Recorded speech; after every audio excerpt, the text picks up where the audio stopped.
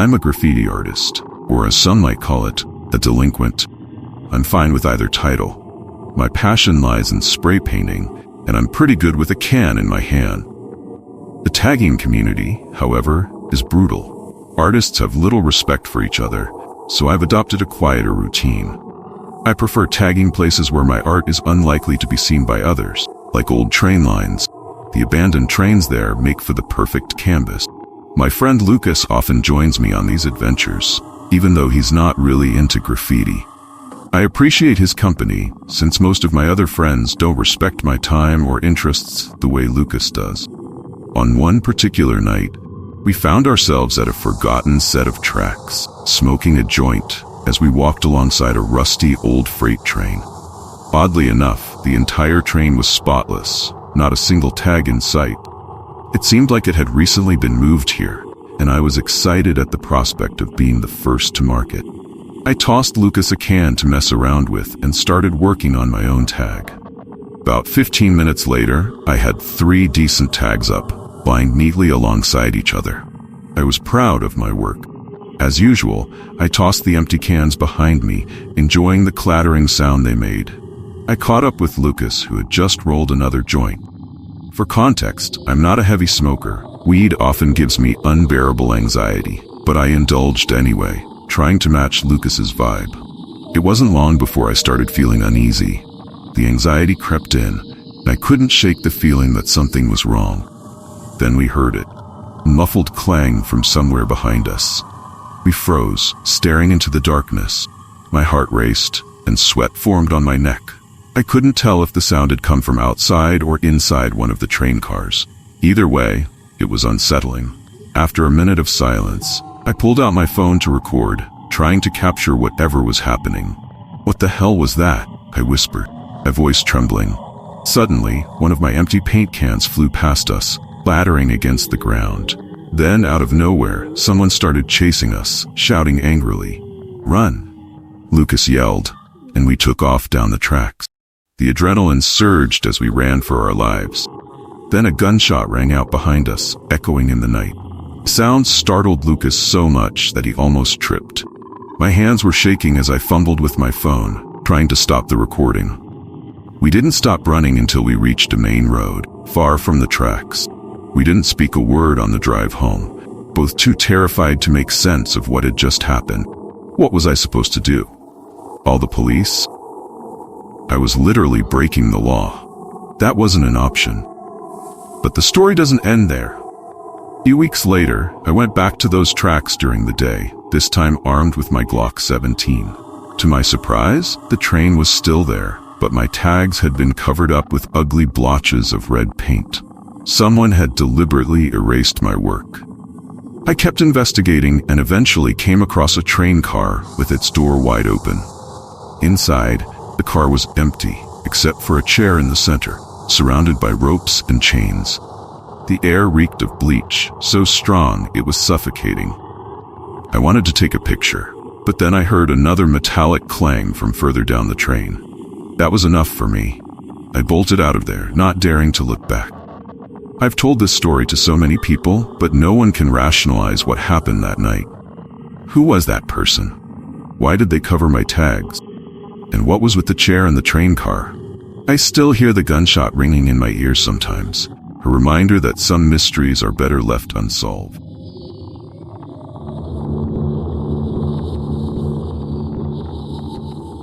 This story took place at the beginning of summer. I usually spend my summers in my college town or traveling to Europe, but this time I found myself reluctantly returning home.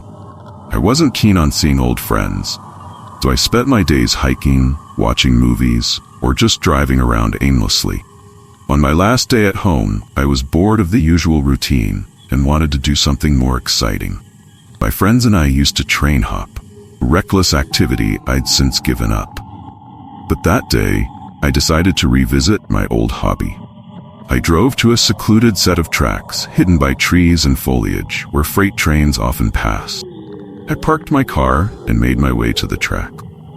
The layout was familiar. The tracks ran through the trees, entered a tunnel, and emerged into a small clearing before crossing a massive bridge over the water. I planned to hop on a train, ride it through the tunnel, and then walk back to my car.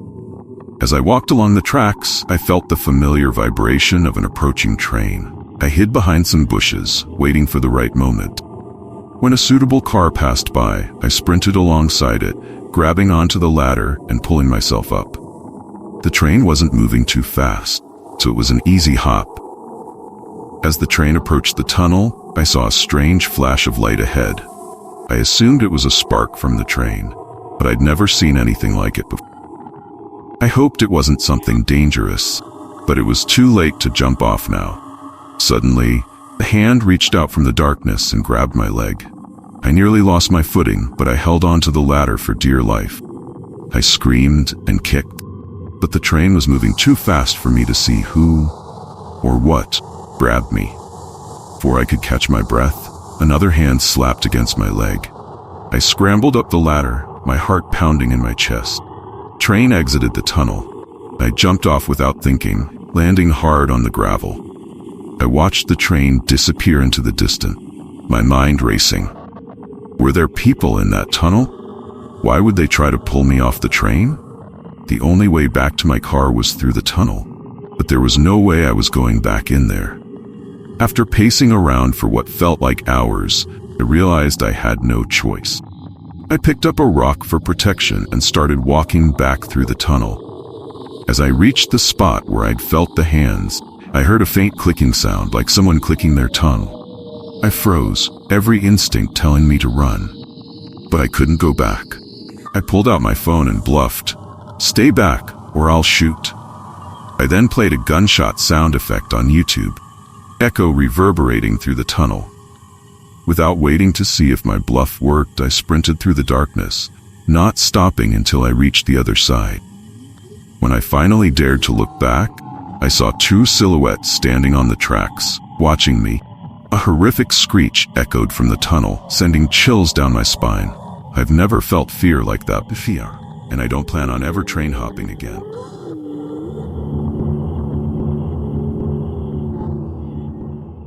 The New York City subway system is a scary place, even for someone like me who's been working for the MTA for 7 years. I've seen a lot of strange things, but nothing compares to the night I'm about to tell you about. It was about 2 years into my job, and I was stationed in Brooklyn, doing some routine maintenance at High Street Station. Platform was eerily empty, a stark contrast to the usual hustle and bustle. The silence was unsettling, broken only by the hum of the lights and the occasional passing train. Out of nowhere, I heard a loud clang from somewhere down the tracks. The sound startled me so much that I dropped my mop.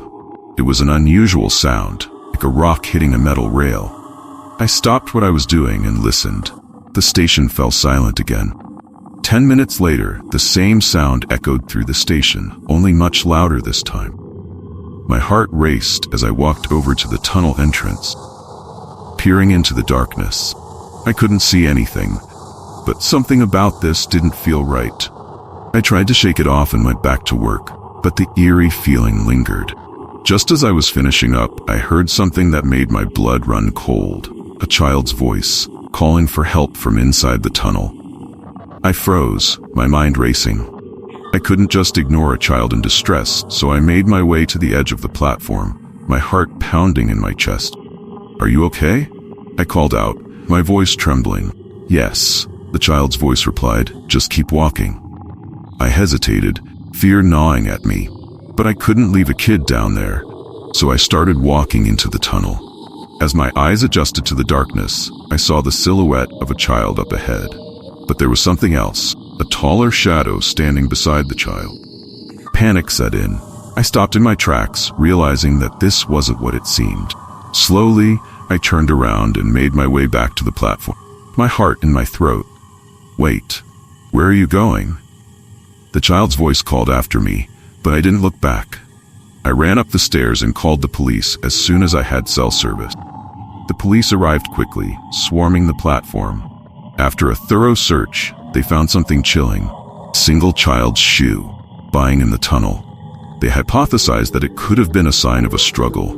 Despite hours of searching, they never found a body. To this day, I I wonder if I made the right decision. If I had walked further into that tunnel, could I have saved that child? Or was it a trap, meant to lure me to something far more sinister?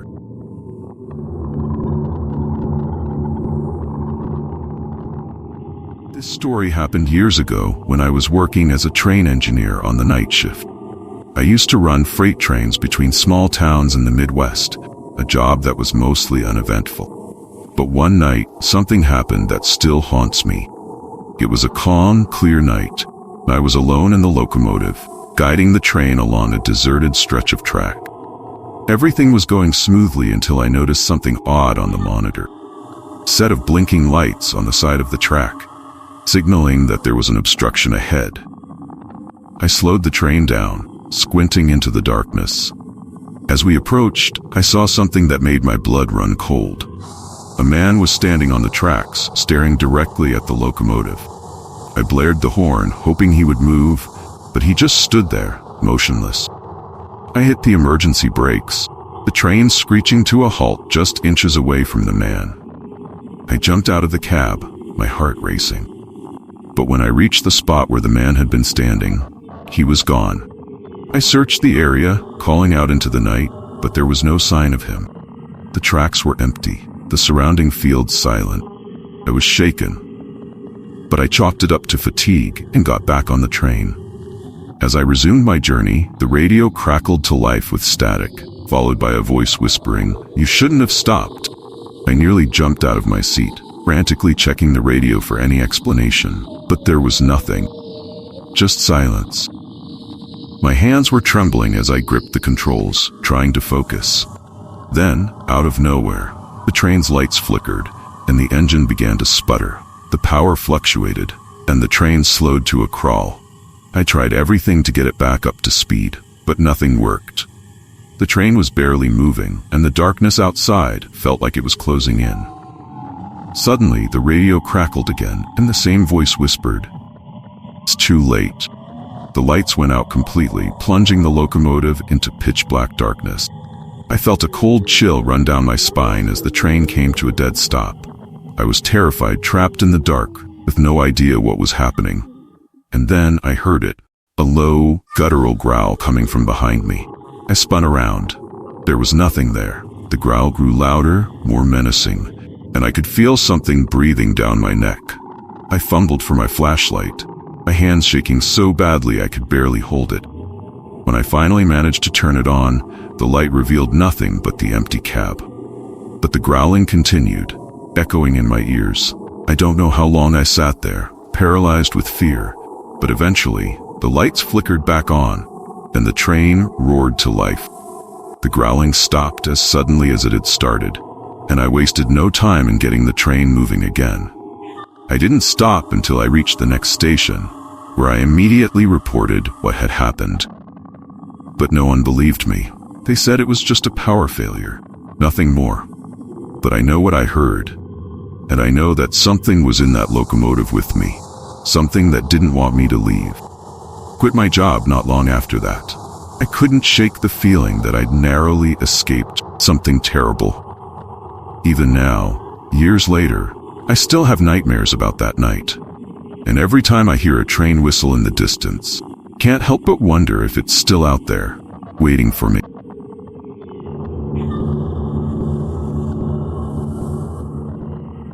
Trains have long been symbols of adventure, mystery, and sometimes tragedy.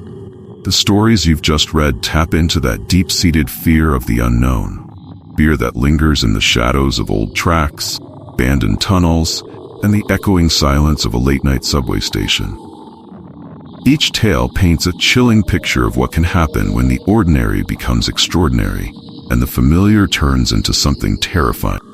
From the phantom that haunts the forgotten freight train, to the unseen hands reaching out in a dark tunnel, these experiences remind us that some places are best left undisturbed. The tracks, once pathways to new destinations, transform into something far more sinister in these stories.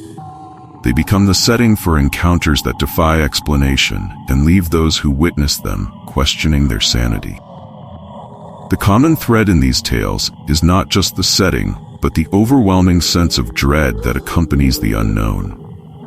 Whether it's the shadows in the subway or the possessed locomotive, these stories tap into our primal fears. The fear of being watched, fear of being pursued, and the fear of facing something beyond our comprehension.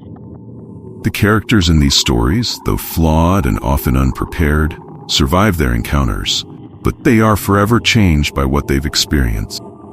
As you leave these tales behind, remember that the next time you find yourself near the tracks, whether it's a bustling subway or an abandoned rail line, you might think twice before venturing too close. For some mysteries are better left unsolved, and some places are better left in the dark. The echoes of these stories might fade with time.